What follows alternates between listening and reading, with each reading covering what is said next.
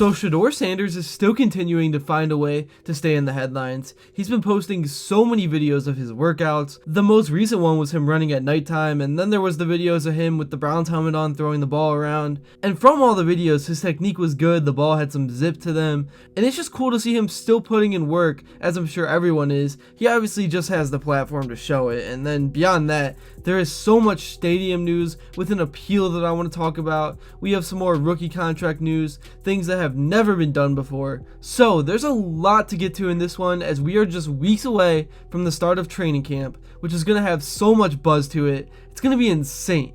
But before I do begin, I would really appreciate it if you would drop a like and subscribe. It only takes 5 seconds, plus you can always change your mind. We are on the road to 60,000 subscribers, and with your support, I believe that we can get there super fast. Alright, so I know I said I'm going to talk about the stadium news, but first off, I want to talk about the players, and as has been the headline for the last few months, let's talk about these Shedeur workouts, because that's what everyone seems to be the most interested in by far. I know, like I said, a lot of these workouts are just for show, and for him to post for the brand and stuff. I don't think Shedeur is being cocky by posting these things at all. He's just a master at brand building. But because he's really been repping the Cleveland brand, it feels like he's embracing this opportunity. It feels like he's embracing Cleveland. I just can't wait to see him with some real first team reps. The spotlight will instantly be on him as soon as he plays first team in camp, because we have seen him thrive in second team, but for obvious reasons he has not got that fair chance yet, but it will come in time, and Shedeur has just been focused on becoming better every single day. He hasn't complained once, and the coaching staff has praised him for his attitude and his drive,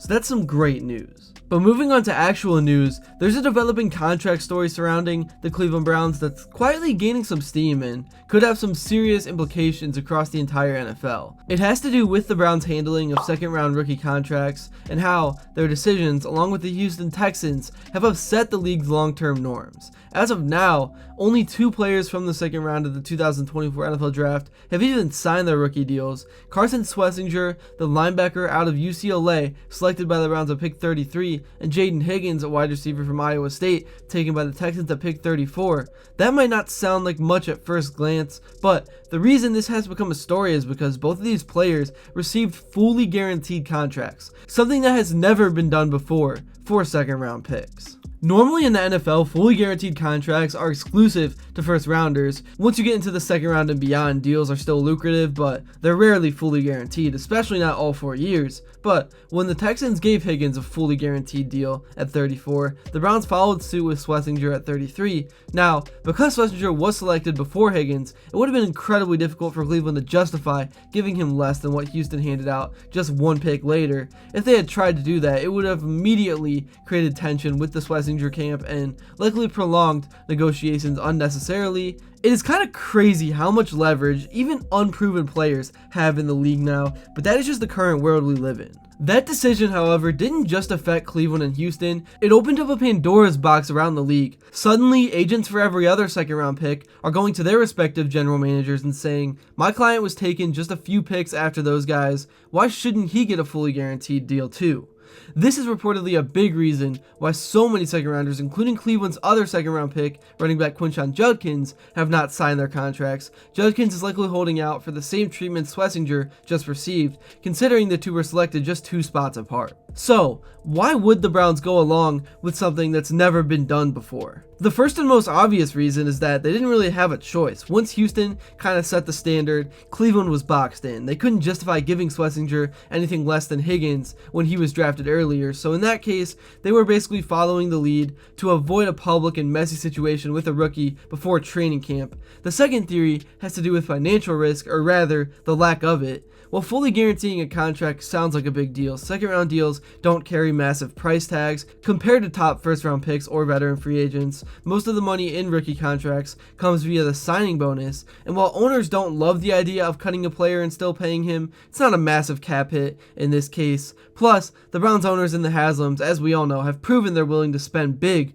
whether or not they're always spending wisely. So for them, this wasn't really a financial roadblock, and I do gotta give them credit for trying and spending, unlike the Dolans down the street at Progressive Field. Anyways, the third and more fun theory is that the Browns might have done this on purpose to kind of screw over the Cincinnati Bengals. The Bengals have a long-standing reputation as being one of the most stubborn franchises in the NFL when it comes to guaranteed money.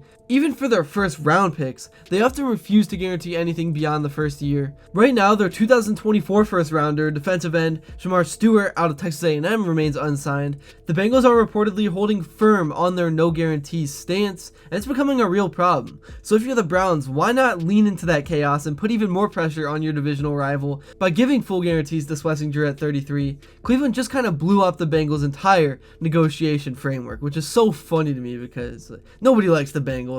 And the Browns have owned them over the last few years as well. Obviously, they kind of got the best of them last year, but it's just kind of a funny back and forth battle. Stewart's reps now have a compelling case to ask for full guarantees, or at least more than what Cincinnati typically offers, because a player drafted 15 spots later got the whole bag. Obviously, I know for a 3-14 team, they need to focus more on themselves than screwing over division rivals, but I still think it's an interesting talking point. And from a competitive standpoint, it is genius. The Browns know they can't outspend teams freely because of the salary cap, but guaranteed money is a workaround. And not every ownership group is comfortable with it. I mean, the Bengals might have to sell their office printers just to make their payroll. So, by taking advantage of the Haslam's deep pockets, Andrew Berry might be strategically using financial leverage to put teams like the Bengals in bad spots.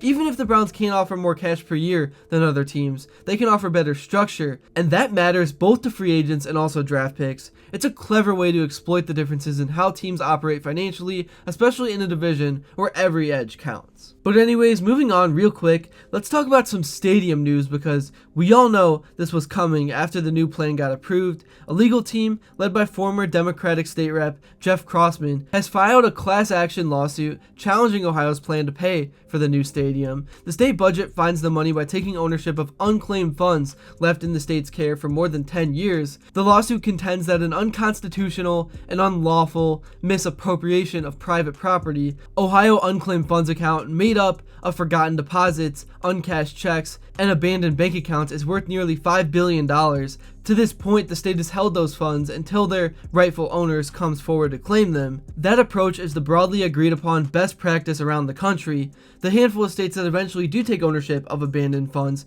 wait far longer than Ohio proposes or limit the transfer to small dollar amounts. Ohio's new budget, however, rolls $1 billion in unclaimed funds to the new account supporting sports and cultural facilities. The majority is already spoken for. The Cleveland Browns are set to receive $600 million of that total to help fund their proposed Brook Park Stadium. Honestly, you guys know where I am with this whole thing. I think the new stadium idea is cool, it's fine, it opens up a lot of new opportunities in Northeast Ohio, but I personally am not paying to watch a 3-win football team. But I'm still curious to hear what you guys think, and thank you all so much if you made it to this point in the video. If you enjoyed and haven't yet, please be sure to drop a like and subscribe, because your support truly does mean the world, and then let me know what you would like to see next, and until then, I will see you all later.